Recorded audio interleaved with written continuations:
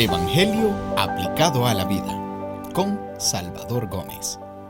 Toma tu cruz y sígueme.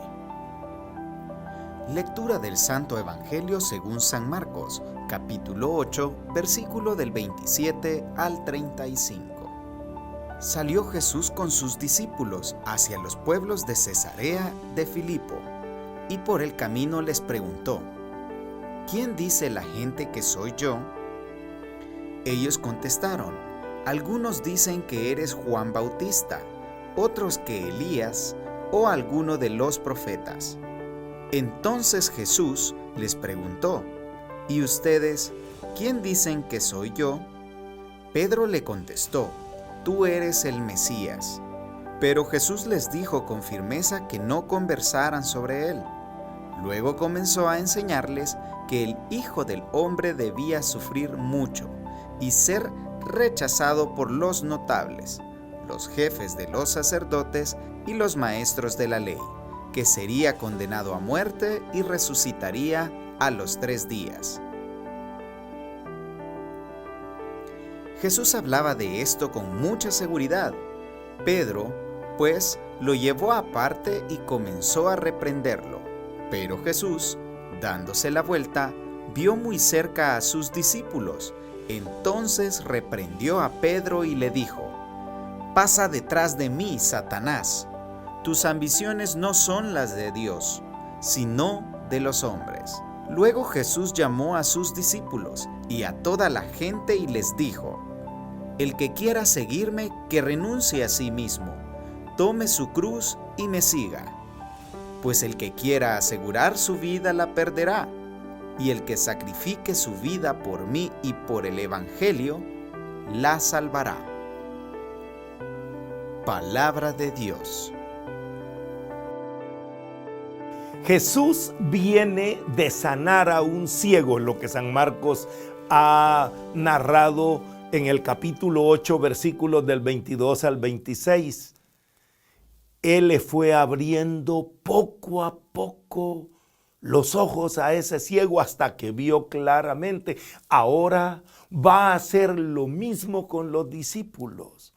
Les va a ir abriendo los ojos y comienza haciéndoles 2 preguntas. La primera pregunta que les hace es: ¿quién dice la gente que soy yo? Ellos contestan inmediatamente. Unos dicen que eres Juan Bautista, otros dicen que eres Elías, otros dicen que eres un profeta. Y Jesús los deja callados cuando les hace la siguiente pregunta, la número 2. ¿Y ustedes? ¿Quién dicen que soy yo? Ahí todos se quedan callados porque es más fácil hablar de lo que dicen los demás, de lo que piensan los demás, que decir lo que yo pienso de Jesús. Pedro toma la palabra y le dice: tú eres el Cristo, tú eres el Mesías. Eso quiere decir, tú eres el ungido de Dios, tú eres el enviado de Dios para salvarnos. Y extrañamente, Jesús les dice: pero no se lo digan a nadie. ¿Por qué? Porque la gente esperaba el Mesías como un líder político que venía a librarlos y a salvarlos del imperio romano. Y si la gente empezaba a proclamar a Jesús como ese Mesías, los romanos iban a empezar a reprimir al pueblo y era un enfrentamiento innecesario. Pero entonces Jesús, ahora sí, les va a abrir los ojos y les dice: el Hijo del Hombre, refiriéndose a él como ser humano, tiene que sufrir, va a padecer mucho.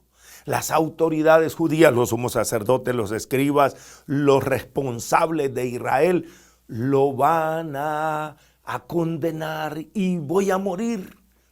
Pero voy a resucitar. Por supuesto, ellos no entienden nada de lo que Jesús está diciendo. Lo único que entienden es que eso no puede ser.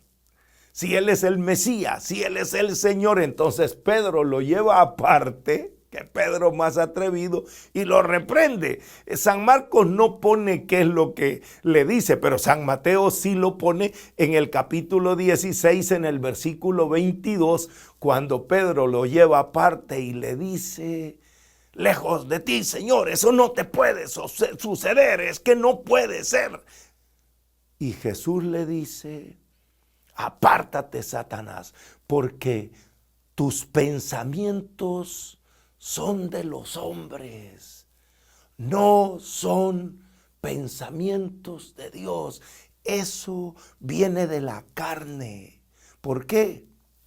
Porque los hombres piensan, si Jesús es el Mesías, si Jesús es el Señor, Él es poderoso, Él no va a dejar que los romanos lo dominen, Él puede luchar, Él puede vencer. Y Jesús quiere explicarles que el dolor, el sufrimiento, la pasión, la muerte es el camino para la resurrección.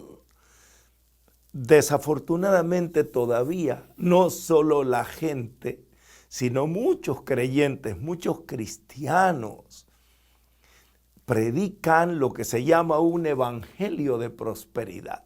Si tú estás con Jesús, eres victorioso, no te va a pasar nada, tú no vas a sufrir ni enfermedades, ni pobreza, ni tristeza, ni nada.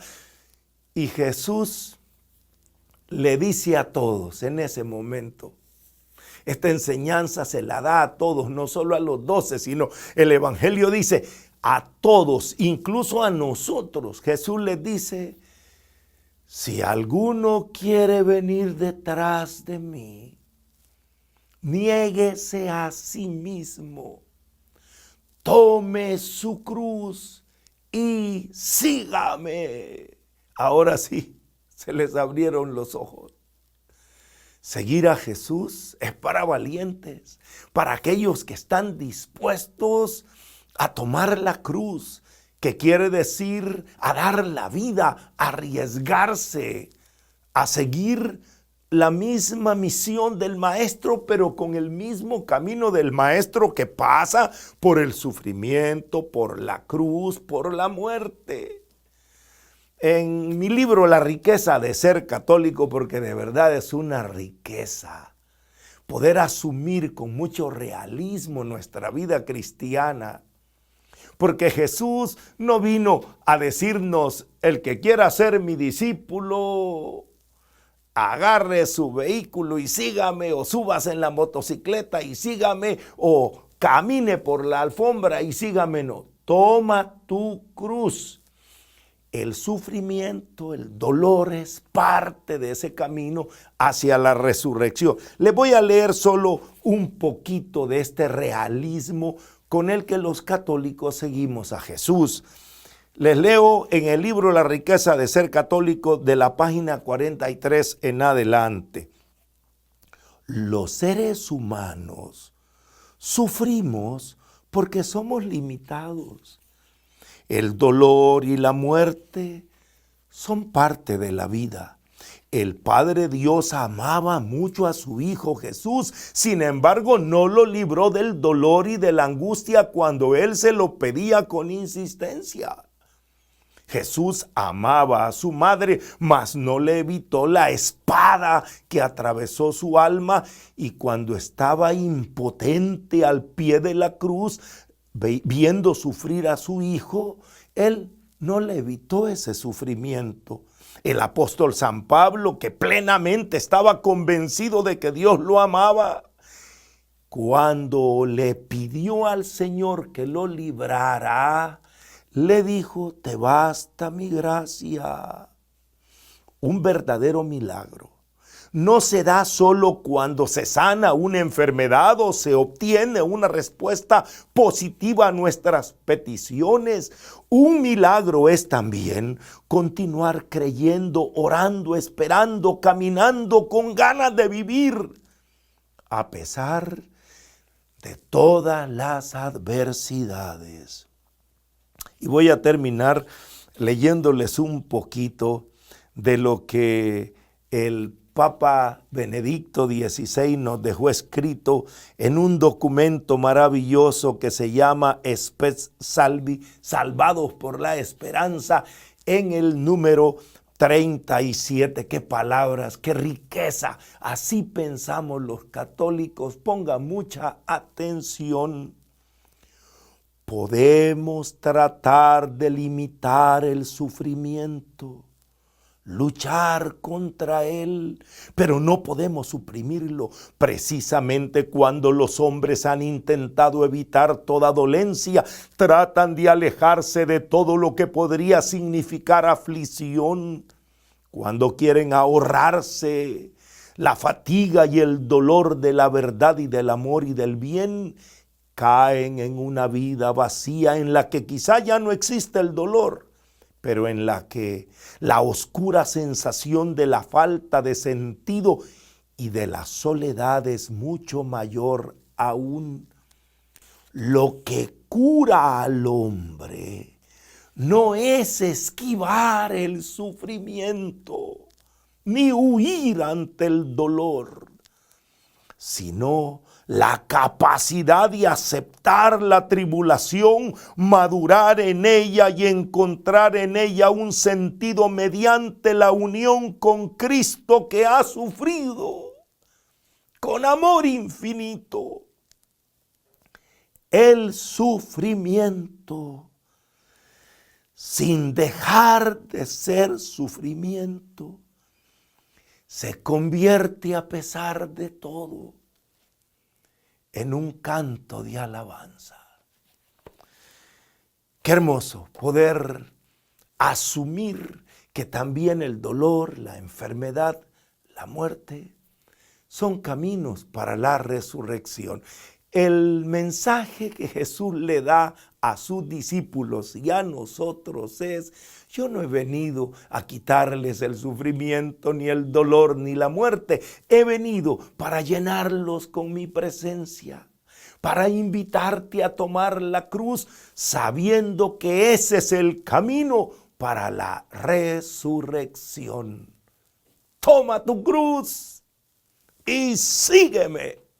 Estas palabras de Jesús deben animarnos, sobre todo cuando nos toca enfrentar cosas que no quisiéramos que pasaran. La enfermedad, la pérdida de una relación, el no tener el trabajo, la fuente de ingreso, o ver morir a un ser que amamos. Y nosotros decimos: pero si Dios está con nosotros, ¿por qué pasa esto? Si yo tengo fe en Jesús, Jesús te dice: el dolor, la muerte es el camino para la resurrección. No estamos hechos para vivir en esta tierra toda la eternidad. Jesús nos abre los ojos como al ciego, porque nosotros vemos solo como miran los hombres, solamente las cosas materiales, en las dimensiones materiales, pero Jesús nos viene a ampliar el horizonte, abre plenamente nuestra mirada para que veamos más allá del sufrimiento, más allá del dolor, más allá de la muerte, está la resurrección. Así que, hermanos y hermanas, la invitación es seguir al Señor con toda esa fuerza espiritual que nos ayuda a ver más allá de lo que en los momentos del dolor estamos viendo. Sigamos adelante llevando nuestra cruz con alegría, porque el Señor está dándonos siempre su fortaleza, y que el Señor nos bendiga. Evangelio aplicado a la vida con Salvador Gómez.